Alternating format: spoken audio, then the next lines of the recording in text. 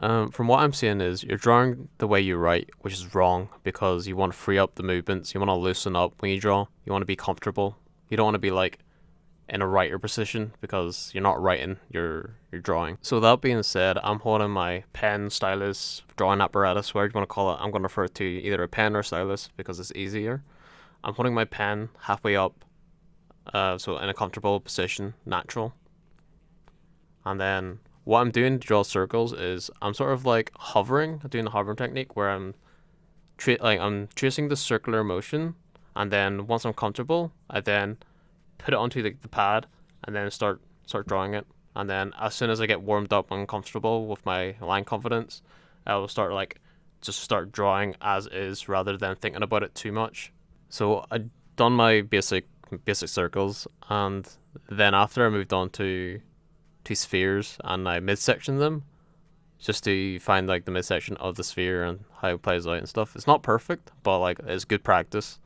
What you want is perfect practice, not practice makes perfect, because you could draw the same circle every day and like all day every day and not improve because you're just drawing a circle.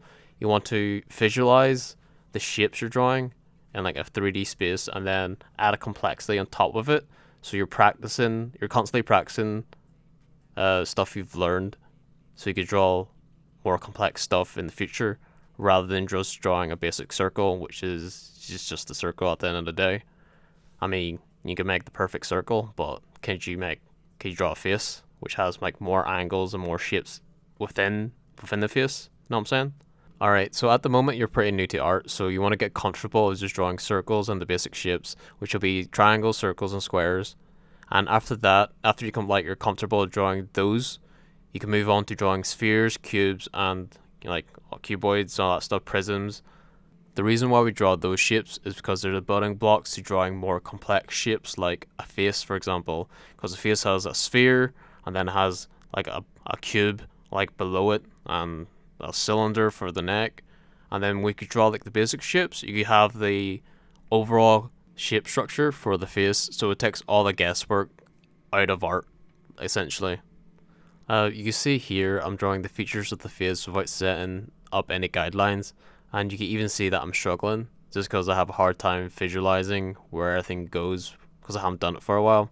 This is why learning theories and understanding methods are important to an artist. So when you do more studies and have a better understanding of fundamentals, so your eye gets naturally trained and it goes like, yo, that's not as good as it can be, and we could fix this because I know what it should look like.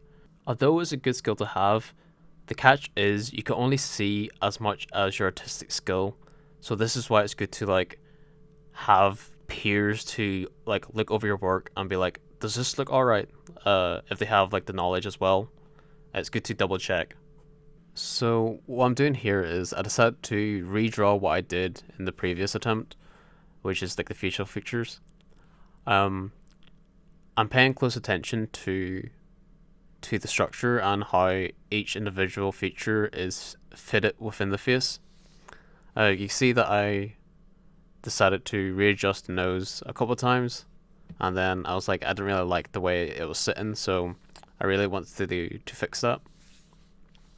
As you can see, it's not a traditional like side view or like front view. It's sort of like a 3/4 view, which is just better for practice because you can visualize the shapes more rather than looking at it full on and looking flat. So I'm pretty happy with that attempt because it turned out pretty well compared to the previous attempt. So that was a successful study. The reason why I drew that was because I wanted to brush up what I've learned and stuff, and it's good practice just to quickly do some doodles that don't really mean anything, and just mess about and have fun and see what happens. Over here in this section, I decided to make some of the circles not circles, and just to like, apply the theory, just to showcase that you can really draw what you want without having to worry about if it looks right or not, because the understanding is there. So after I did like all the like the doodles and stuff, I decided to draw a girl, sort of like a girl character with softer shapes, just because like I've drew a lot of guys and I was like, you know what, I'll switch up a wee bit and see what's going on. And then after I did that, I sort of got like really into just drawing out this concept. I don't know why. It just happens sometimes where you're just drawing one thing, and then you draw a couple of shapes that really interest you, and then you start tech, and it just starts taking off.